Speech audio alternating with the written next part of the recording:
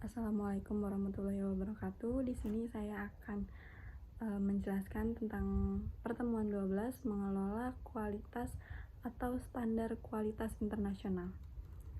Di sini ada pengertian definisi ISO 9000. Pengertian mutu atau quality dapat ditinjau dari dua perspektif konsep. Pertama, konsep mutu bersifat absolut dan atau mutlak. Kedua, konsep mutu bersifat relatif menurut Salis dalam Ali 2009-334. Dalam konsep mutu absolut, mutu merujuk pada sifat yang menggambarkan derajat baiknya suatu barang atau jasa yang diproduksi atau dipasok oleh suatu lembaga tertentu. Pada konsep mutu absolut, derajat baiknya produk, barang, atau jasa yang mencerminkan tingginya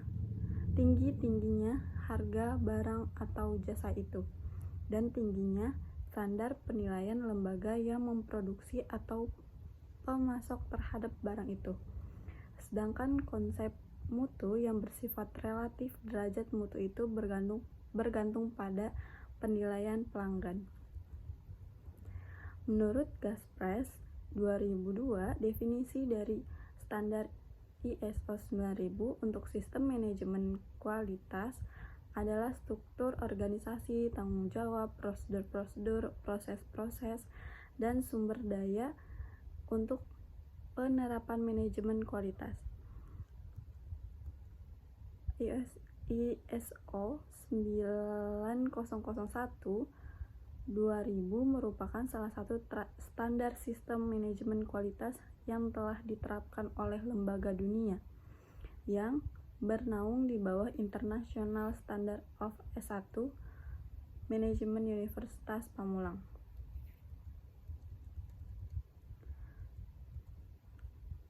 ISO 9001 2000 terdiri atas klausul yang merupakan standar-standar yang harus dijalankan oleh perusahaan yang akan menerapkannya. ISO 9000 merupakan dokumen standar yang dapat diterapkan pada hampir keseluruhan kegiatan bisnis karena standar ISO 9000 dapat dipakai sebagai pedoman atau desain manufacturing, penjualan, dan pelayanan untuk produk baik barang maupun jasa. Standar sistem mutu internasional seri ISO 900 terdiri atas elemen-elemen berikut. Yang pertama, bagian pedoman ISO 9001, ISO 9002, dan ISO 9004. 2. Bagian seri sertifikasi ISO 9001, ISO 9002, dan ISO 9003. ISO 9001 merupakan sistem mutu model untuk jaminan mutu dalam perencanaan produksi, instalasi, dan layanan. ISO 9002 merupakan sistem mutu model untuk jaminan mutu dalam produksi, instalasi, dan layanan. Dan ISO 9003 merupakan sistem mutu model untuk jaminan mutu dalam inspeksi akhir dan tes.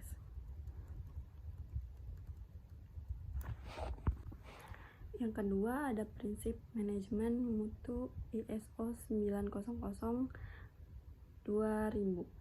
8. Prinsip manajemen mutu merupakan metode bagaimana cara memimpin, mengatur, dan mengendalikan suatu organisasi atau badan usaha. Dengan prinsip-prinsip manajemen itu, SMM dapat dioperasikan secara konsisten, sistematis, dan transparan. Tim LPJK 2005 artinya prinsip-prinsip dipahami untuk mengendalikan SMM agar dapat mewujudkan keberhasilan di badan usaha.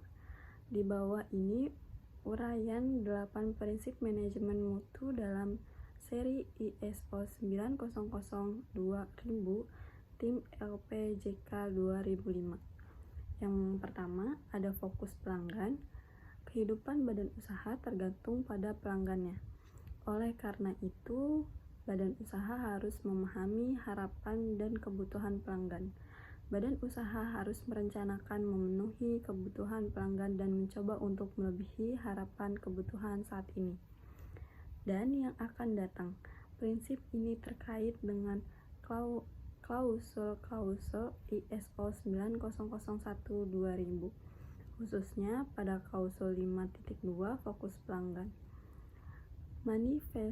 Manifestasi prinsip ini ke dalam perusahaan jasa kontribusi biasanya adalah perusahaan harus menetapkan batas keluhan pelanggan yang diperbolehkan selama proyek berlangsung. Yang kedua, ada kepemimpinan. Manajemen puncak, yakni direktur badan usaha harus menetapkan suatu kebijakan mutu dan sasaran mutu badan usaha untuk memberikan arahan dan target badan usaha.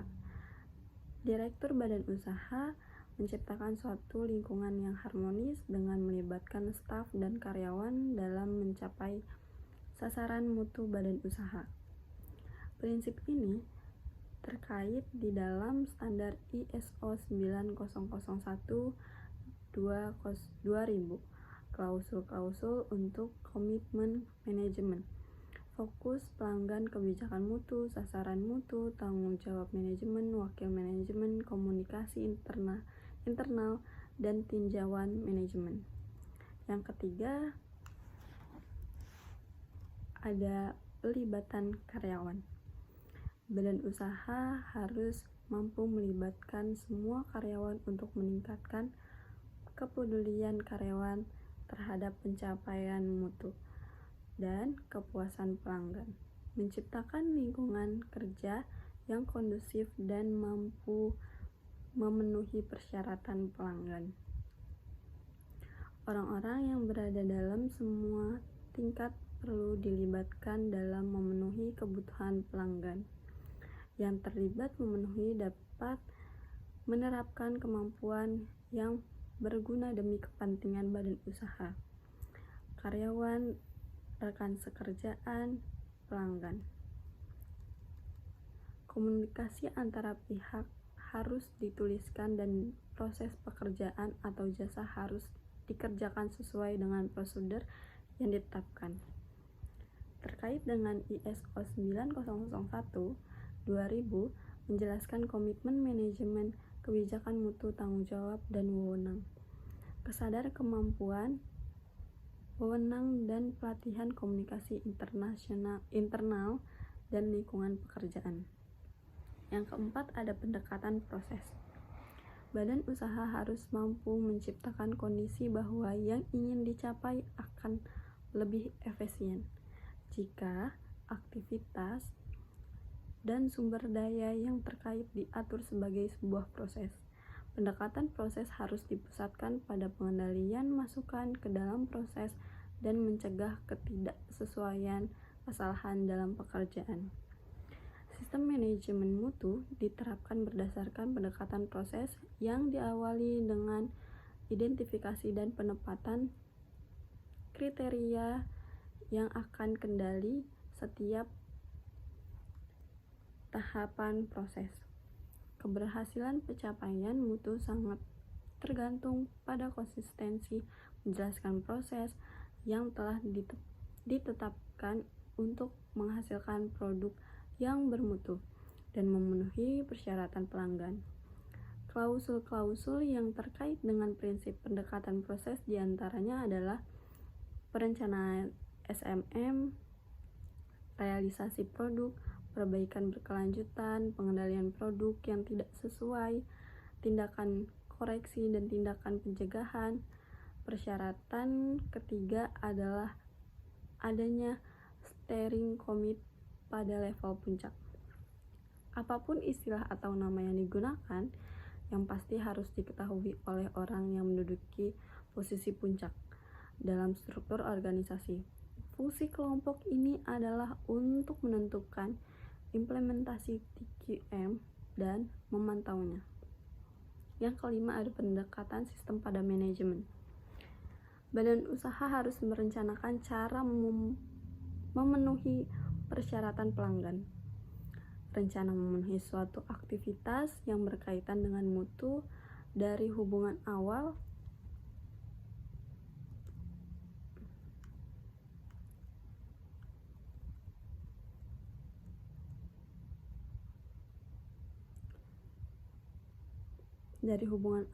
pelanggan hingga serah terima pekerjaan dan monitoring kepuasan pelanggan.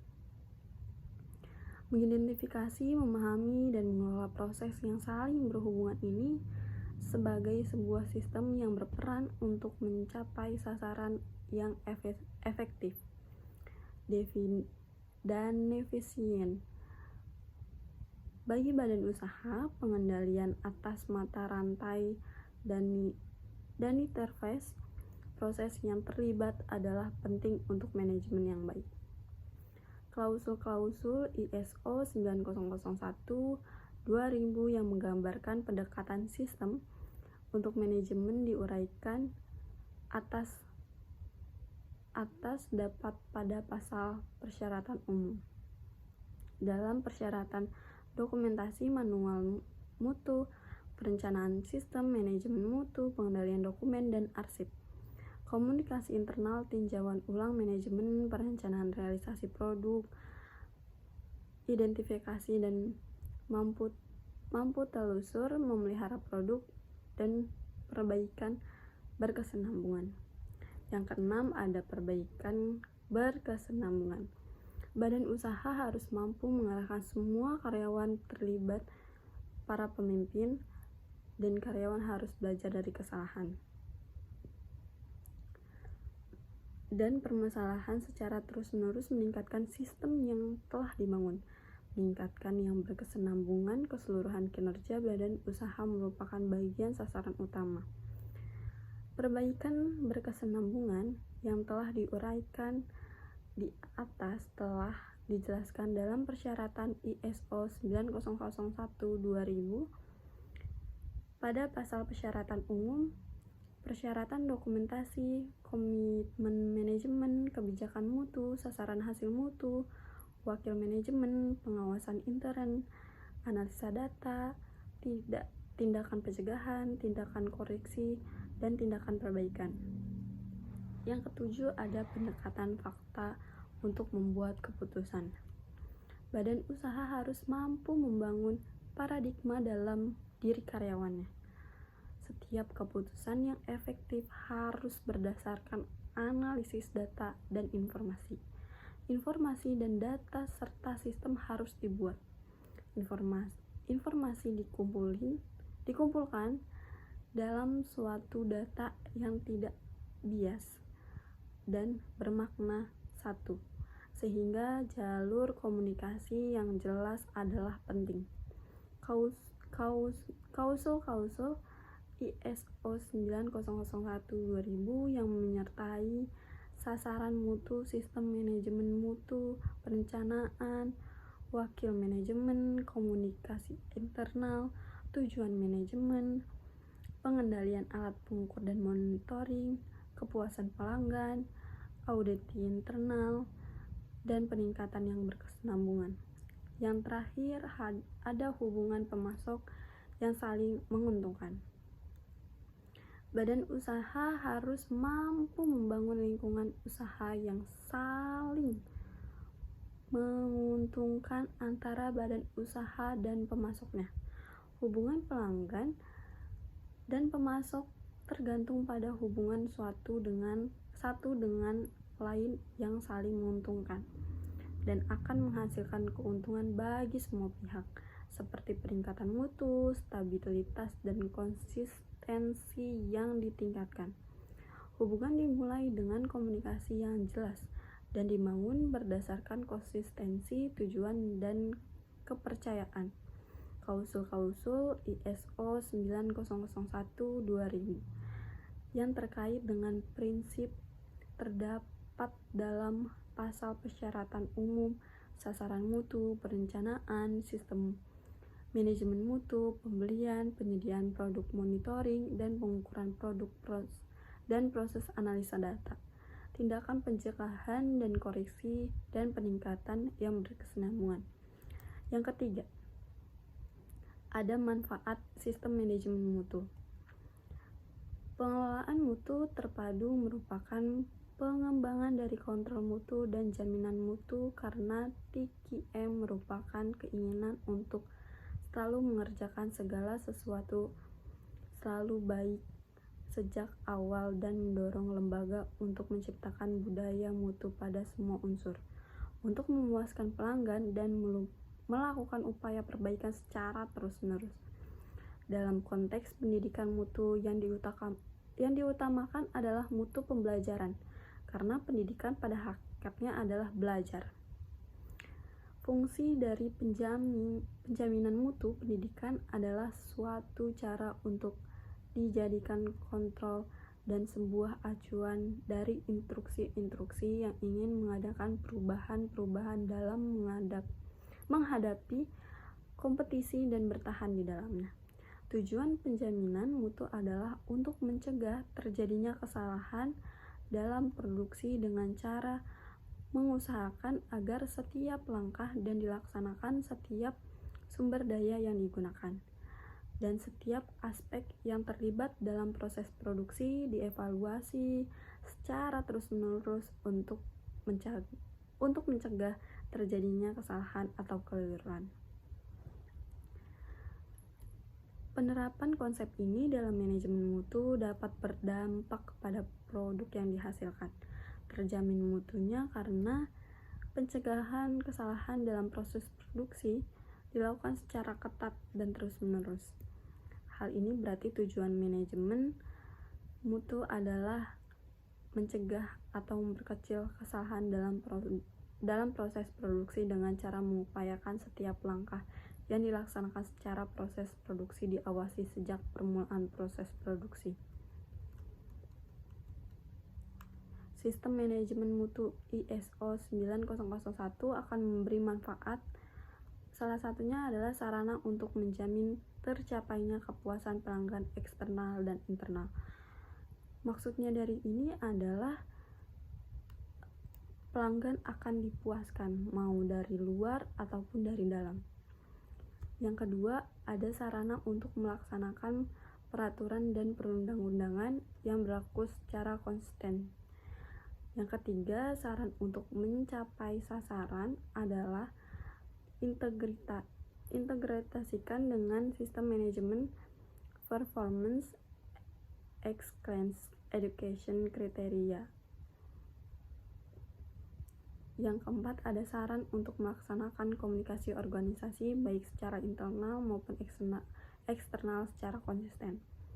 Sarana untuk pengelolaan sumber daya seperti keuangan, manusia, lingkungan, material, dan prasarana. Yang keenam, ada saran untuk pengelolaan lingkungan kerja serta lingkungan akademik. Yang ketujuh, ada sarana untuk pengelolaan realisasi proses pembelajaran. Yang kedelapan, ada sarana untuk pengelolaan desain dan pengembangan kurikulum berbasis kompetisi. Yang kesembilan, ada sarana untuk pengelolaan proses pengadaan barang dan jasa, sarana untuk perekrutan peserta didik, pendidik, dan tenaga pendidikan, sarana untuk melakukan perbaikan berkesinambungan, sarana untuk melakukan praktek baik pelaksanaan pendidikan, sarana untuk memenuhi standar nasional pendidikan. Manfaat penerapan ISO menurut Syukur 2010. Salah satunya adalah membuat sistem kerja menjadi standar kerja terdokumentasi yang membenarkan pelaksanaan pekerjaan. Manfaat dari penerapan ISO 9001/2000 telah diperoleh banyak perusahaan. Salah satunya adalah meningkatkan kepercayaan dan kepuasan pelanggan melalui jaminan mutu yang terorganisir dan sistematik. proses dokumen dalam ISO 9001/2000 menunjukkan bahwa kebijakan, prosedur, dan instruksi yang berkaitan dengan mutu telah direncanakan dengan baik.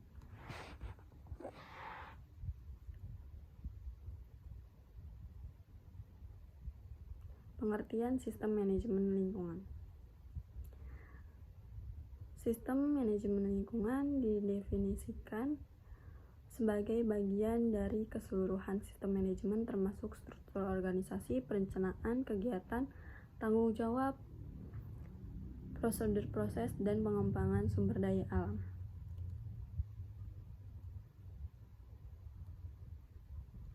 Yang kedua ada prinsip sistem manajemen lingkungan. Manajemen lingkungan prinsipnya itu dibagi menjadi dua, yaitu berorientasi pemenuhan, dan kedua berorientasi setelah pemenuhan. Yang ketiga, manfaat penerapan sistem manajemen lingkungan, yaitu ada aspek keuangan, aspek manufaktur. Mungkin dari itu saja penjelasan dari saya. Kurang lebihnya mohon maaf. Wassalamualaikum warahmatullahi wabarakatuh.